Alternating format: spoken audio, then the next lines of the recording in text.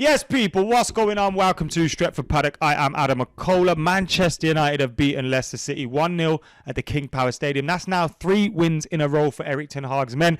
After that awful start to the season where we lost 2 on the spin, we have now won 3 in a row, and we've got Arsenal up next at Old Trafford. And whilst today was excellent, whilst today we win, we keep a clean sheet, we come away from the King Power Stadium delighted, against Arsenal, we will have to be a lot better.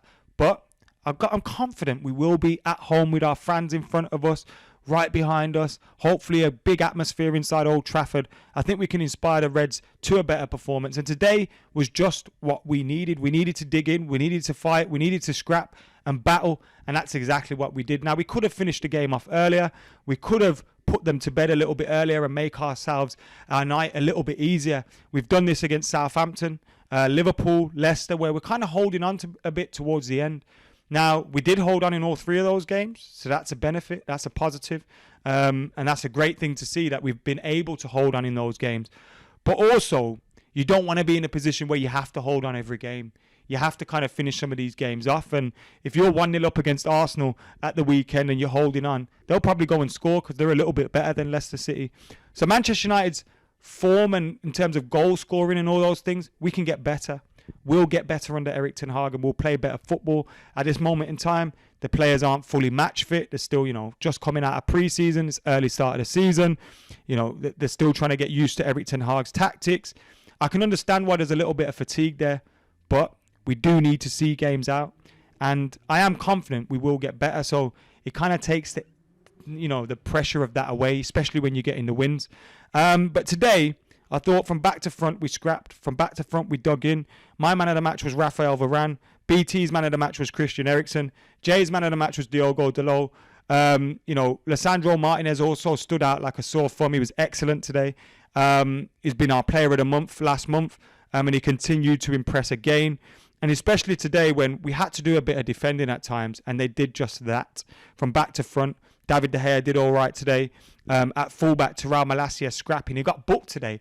The referee was so poor. He's booking everyone left, right and centre. Some of them weren't even yellow cards. Diogo Dalot was fighting today, scrapping today. Interesting one. He dives in for a block. He blocks the ball and everyone's celebrating it like it's a goal.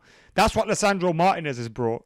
Everyone's celebrating blocks and clean sheets and tackles like it's a goal. I like to see that stuff from our defence. And ahead of that defence, ahead of Varane and Martinez, who were excellent, we had McTominay. Now, in terms of distribution of the ball, I think McTominay could have improved at times today. But generally, he was excellent in terms of his defensive abilities. He won all of his duels in the first half. He's winning battles in the midfield. And we can still get better. We can still improve. And I expect Casemiro, once he understands what Erik ten Hag wants of him, he understands the Premier League a bit more and he gets a bit more match fitness.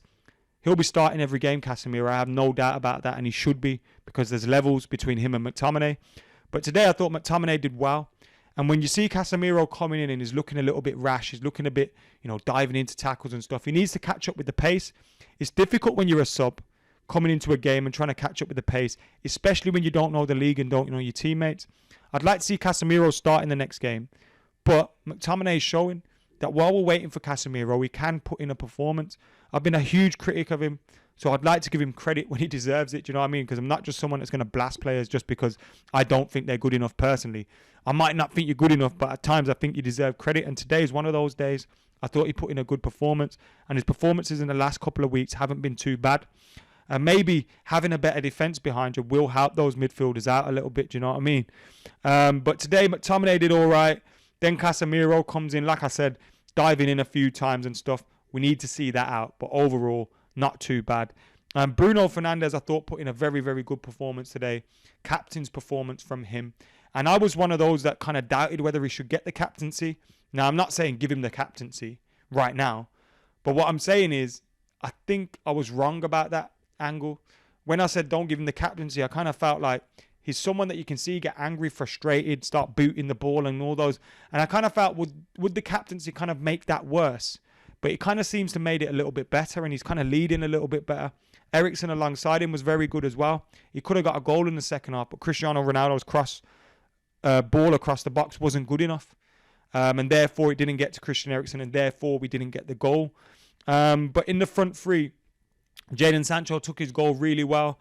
Thought Marcus Rashford was impressive in the first half, and Anthony and Elanga worked their socks off. But in the second half, they fatigued, they got tired, they faded out of the game. And I don't know whether that's why we then start to sit back, do you know what I mean? Because of the fatigue in the team. Eventually, because Erik ten Hag's demanding so much more of them than they have been demanded of before. It's new tactics. They're not fully fit yet in terms of the season. They've only just come off pre-season. So there's a lot of different factors in there. But I do feel as well, once you get Anthony and Anthony Martial into the mix, and you're able to take Rashford out and put Anthony in, or take, whoever, Elanga out and put Anthony Martial. Once you're able to make those changes, and once we've got more options, I think you'll see a better levels of fitness as well. And when you can bring in Martial as a sub, or Anthony as a sub, or Sancho as a sub, you're going to see a big difference. A big, big difference. That's why it's important to build that squad up and get those players all embedded into the squad and fighting for the same thing. So I think that will improve as the season goes on. And obviously we'll improve as a team as the season goes on and we understand more of what Ten Hag wants of us. But today, I'm just delighted with the win, delighted with the clean sheet, and delighted with the result as we come away from there. And now we got a big game up next. You beat Arsenal. You put yourself back into a decent position. You'll be 3 points off them, even though they've won their opening 5 games of the season. You'll be ahead of Liverpool, ahead of Chelsea, about 4 points behind Man City if they win their game on the weekend. So we will have put ourselves in a decent position to hopefully challenge and fight for those top spots, which is where we need to be. But there's still a lot to learn from this team. And I think we're seeing signs of that progression, although it may be a slow one. But all that matters is the win, baby. And that we got. Even Cristiano Ronaldo played. Is he going to stay now? I don't know. There's been linked with Turkey tonight. And the Turkish window is still open beyond this date, I think. So who knows? But he's still here at the moment. He came off the bench as well. I don't think he really applied himself to the team. And I don't think he was that good. But, I mean, he came on as a sub when we were winning 1-0 and trying to see a game out. Next up's Arsenal. He'll probably go and score the winner or something. That's if he's still here. Anyway, let us know your thoughts in the comments below. Make sure you like and comment and sharing and subscribing. United win again under Erik ten Hag. And next up is Arsenal. Bring them on.